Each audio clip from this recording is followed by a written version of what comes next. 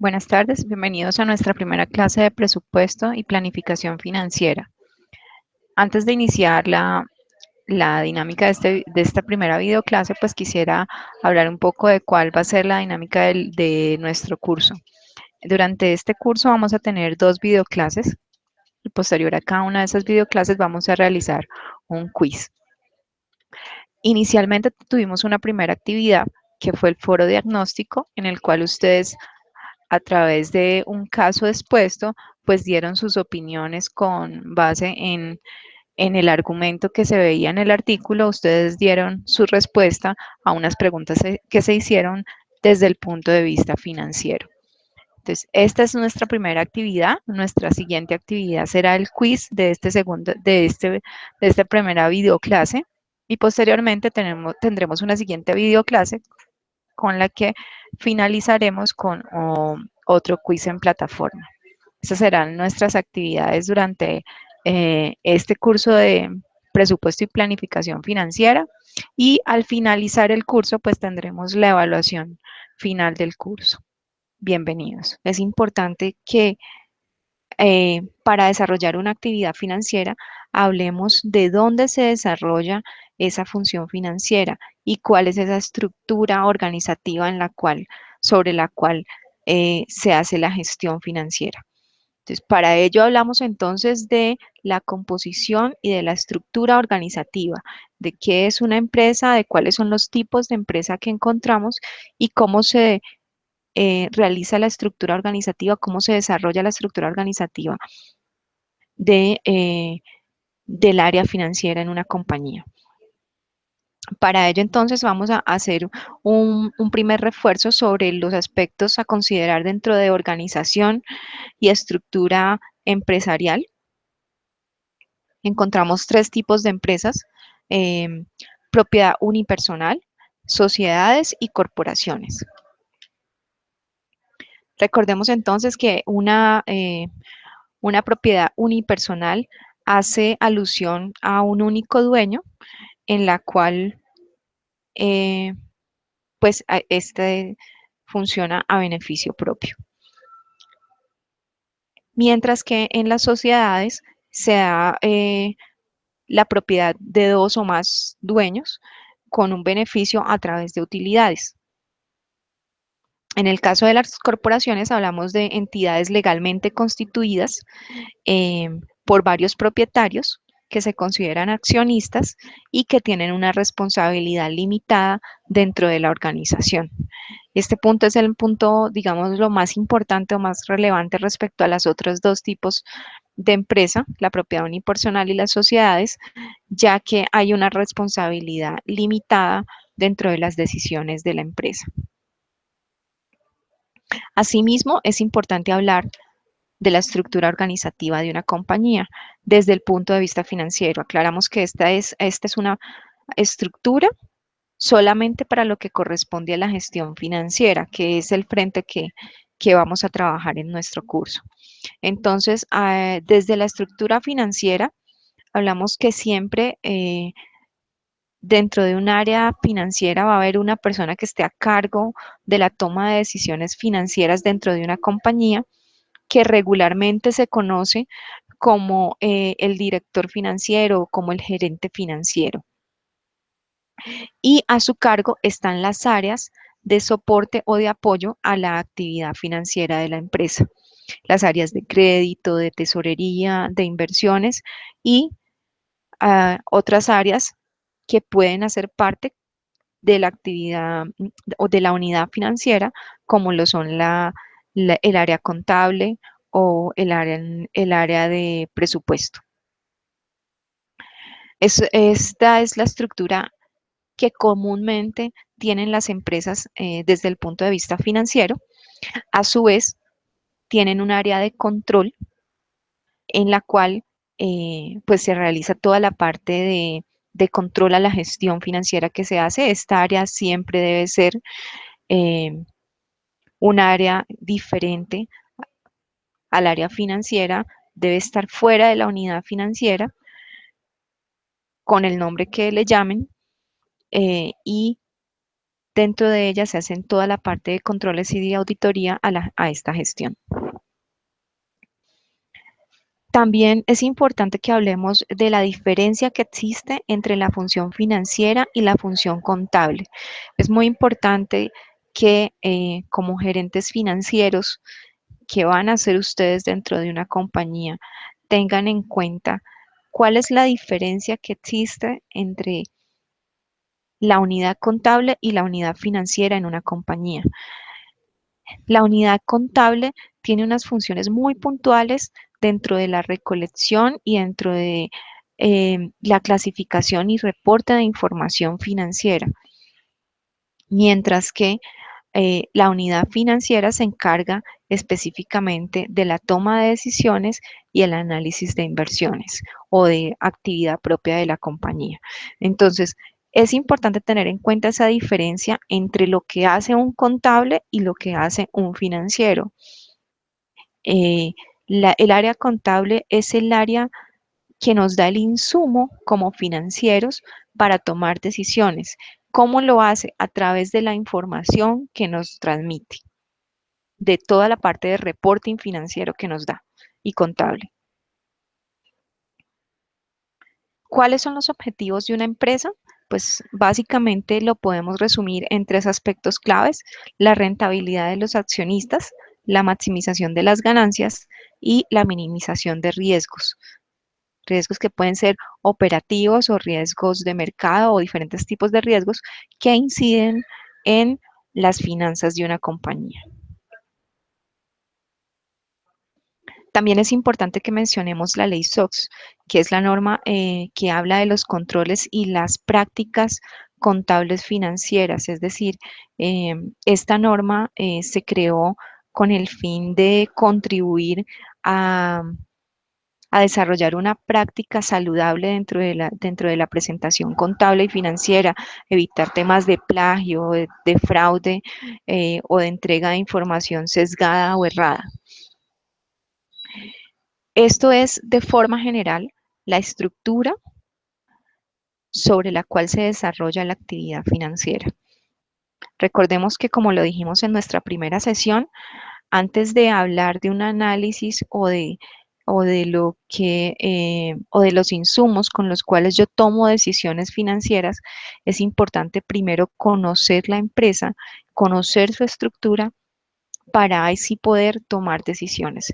Si no conozco la empresa, no voy a tomar las decisiones correctas.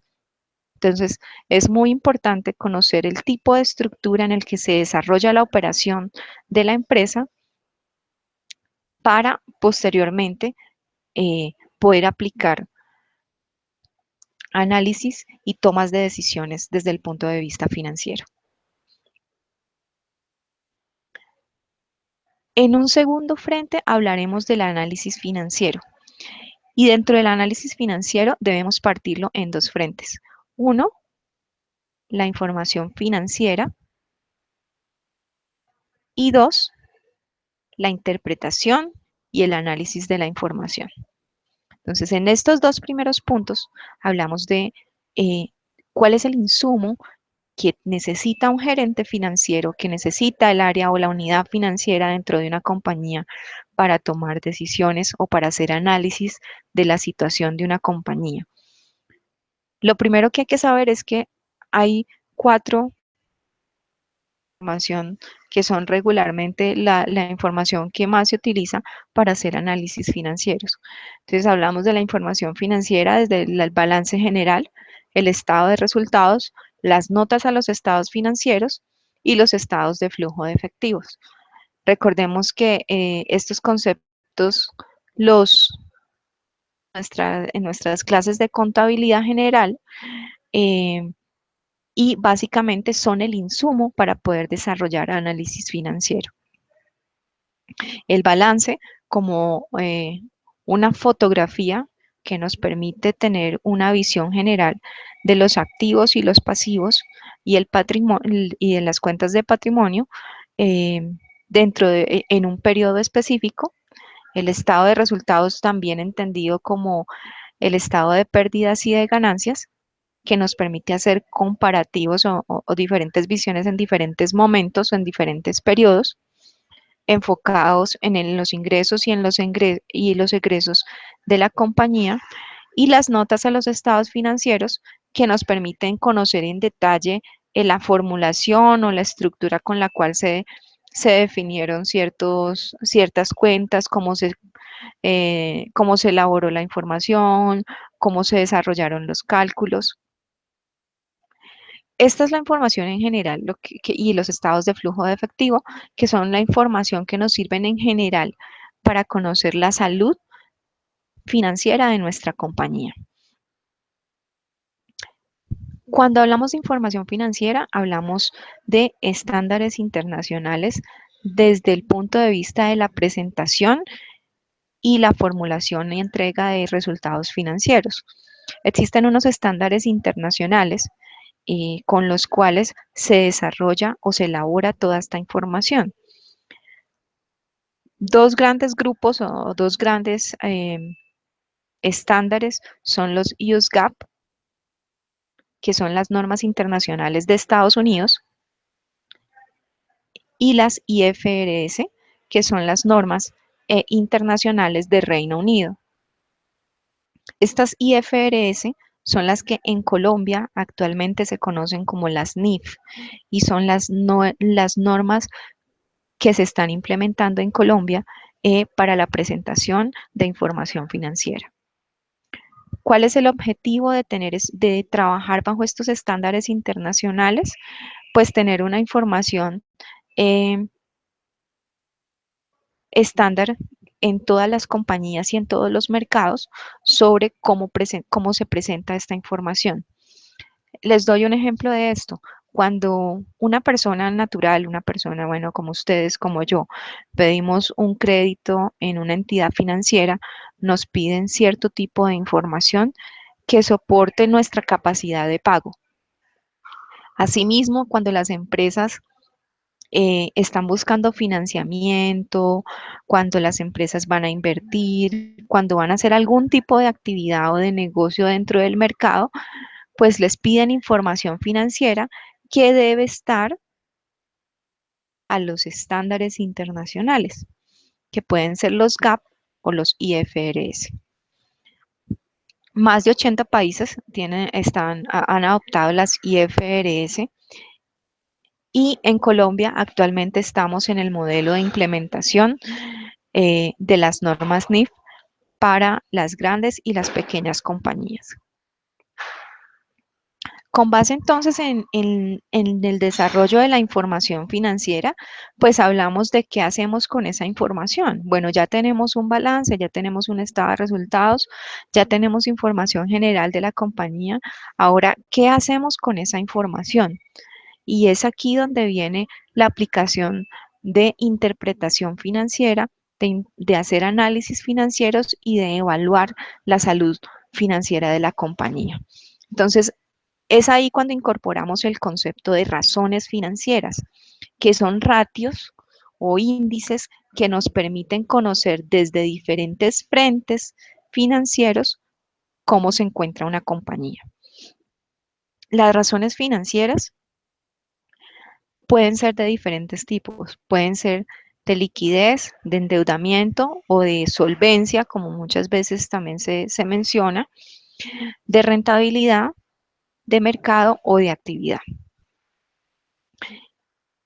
En nuestra presentación, la cual ustedes pueden encontrar en el aula virtual, como en el material de estudio, pueden encontrar los ejemplos ilustrativos de un estado de pérdidas y ganancias, de un balance general, de un estado de flujos de efectivo, y a su vez conocer cómo se calculan las diferentes razones financieras de diferentes tipos.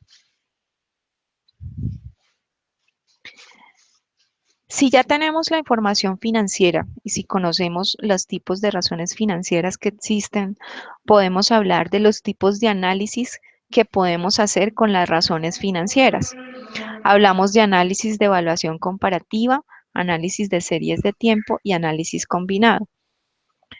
En un primer paso, hablamos de que con un balance general o con un estado de resultados yo puedo obtener unos indicadores que son las razones financieras de las cuales hablamos, que están en el anexo número 1.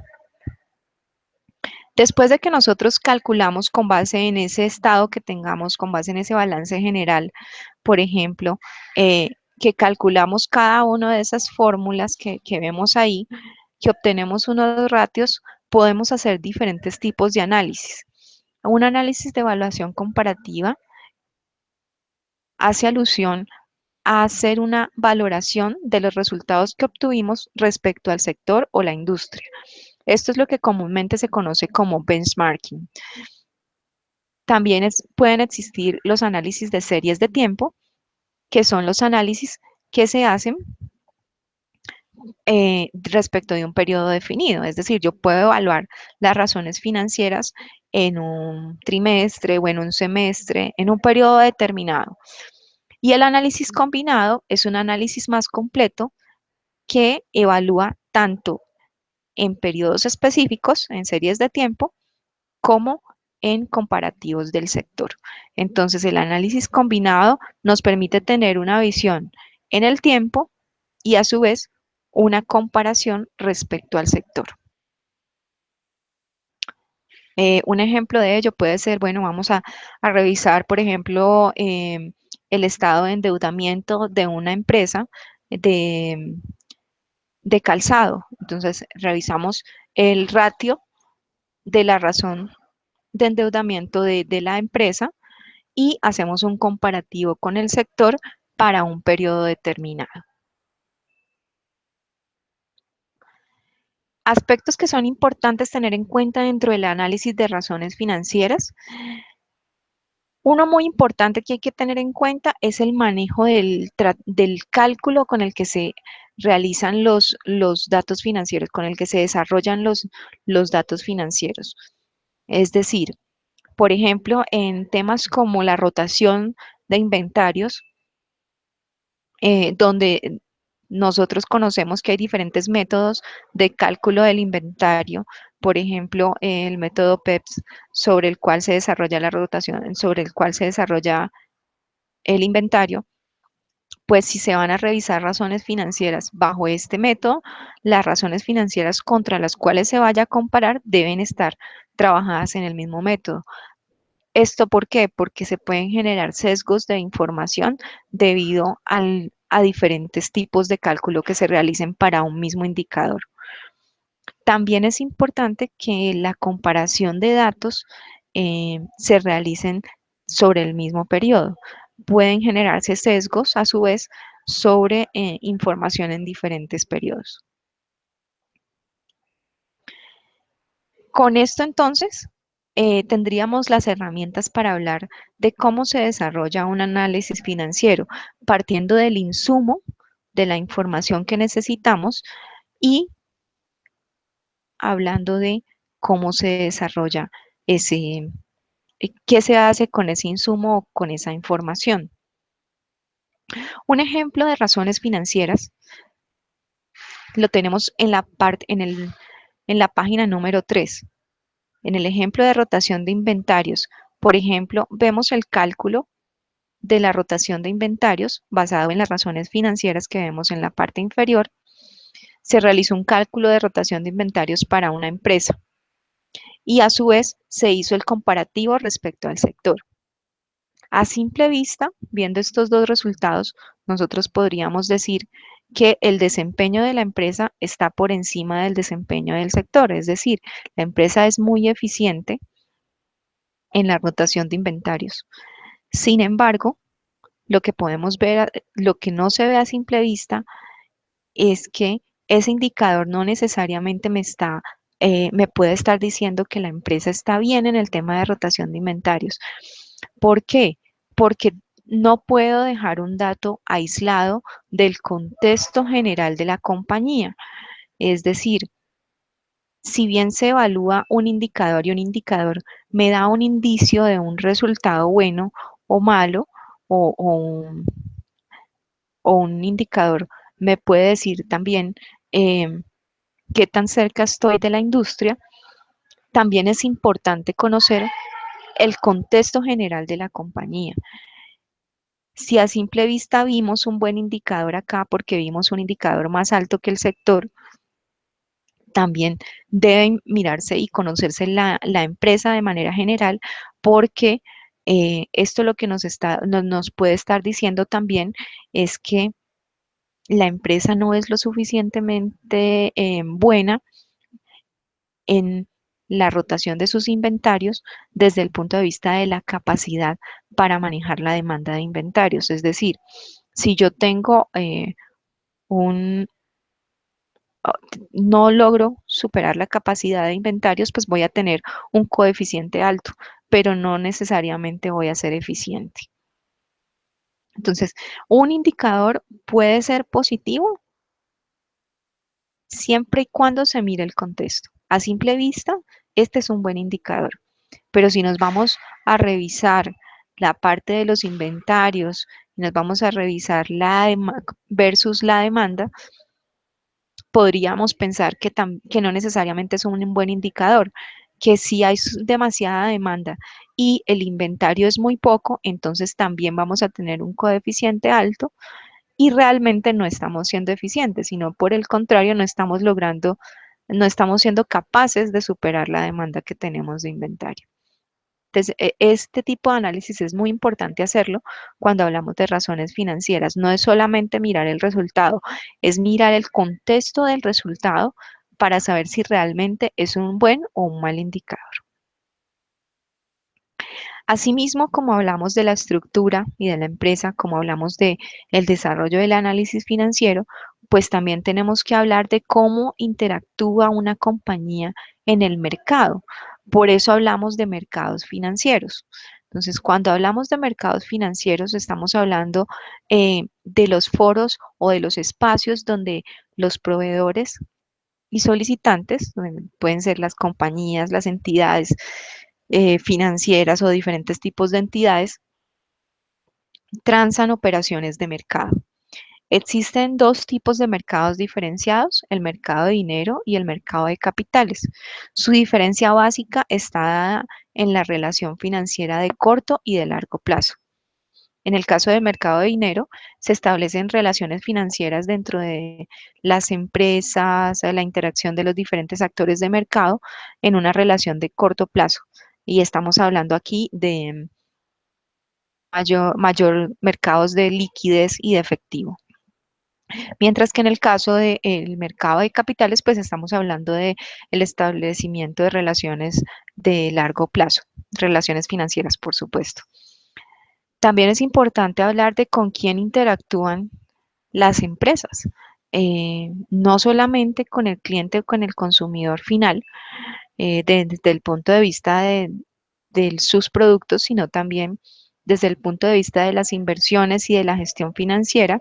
Tenemos un sistema financiero, eh, una estructura financiera con la cual se apalancan las operaciones de la compañía. Entonces hablamos del sistema financiero y en el sistema financiero hablamos de cuatro tipos de entidades dentro de este sector. Hablamos de los bancos centrales. Los bancos centrales son los bancos de emisión primaria o lo que se conoce en el mercado como bancos de primer piso. Hacen, digamos, tienen la función principal dentro del desarrollo económico. En el caso de Colombia, el Banco Central es el Banco de la República de Colombia, el cual hace la regulación de la inflación y de la regulación de la emisión y del dinero circulante en el mercado. Hablamos también de los mercados comerciales, son los bancos que conocemos comúnmente, son los bancos en los cuales interactúan tanto las empresas como las personas naturales y están enfocadas hacia actividades de inversión, ahorro y crédito. Y existen los bancos de inversión, que son bancos que están enfocados más hacia el apoyo del recaudo de capital de las empresas y la asesoría en temas de fusiones y adquisiciones empresariales. Un ejemplo en Colombia puede ser la banca de inversiones de Bancolombia o Corfi Colombiana, que son entidades que apoyan y que hacen parte, que interactúan en el mercado haciendo, haciendo actividades eh, de intermediación o de apoyo a al desarrollo de, de fusiones, ¿vale? Es decir, si por ejemplo, y como ha pasado en Colombia en varias ocasiones, si un banco se va a fusionar con otro banco o si una empresa va a fusionarse con otra empresa, pues se apoya en la banca de inversiones para toda la parte de asesoramiento y la integración de su actividad económica. Y el sistema bancario paralelo, que se conoce también en el mercado como el shadow banking, eh, que es básicamente un mercado muy similar a los bancos comerciales, pero que no se rige por la misma normatividad del sector financiero. Recordemos que el sector financiero, en el caso de Colombia, se rige por la Superintendencia Financiera. Ya conociendo entonces la estructura del sistema financiero con el que interactúan las empresas, hablamos del modelo de operación. Existen diferentes tipos de modelos de operación. Existe la colocación privada, la oferta pública y hablamos de mercado primario y secundario. Hablemos entonces de la colocación privada como la venta directa de la emisión de un valor nuevo a un inversionista o a un grupo de inversionistas, mientras que la oferta pública es la venta de bonos o acciones al público en general. En el caso de mercado primario, cuando hablamos de mercado primario, estamos hablando del mercado financiero en el que se emiten valores por primera vez. Este es el único mercado en el que participan eh, los bancos centrales de manera directa en una transacción. Y el mercado secundario es el mercado financiero que todos conocemos, es el mercado eh, pues abierto a todos los actores de mercado en el que se negocian valores que ya están circulando, ¿sí? Es importante entender el concepto de valores como de los valores negociables, que son regularmente instrumentos que se pueden, que tienen un alto nivel de liquidez o de efectivo. Esto es en general la estructura, la base sobre la cual se desarrolla una gestión financiera. La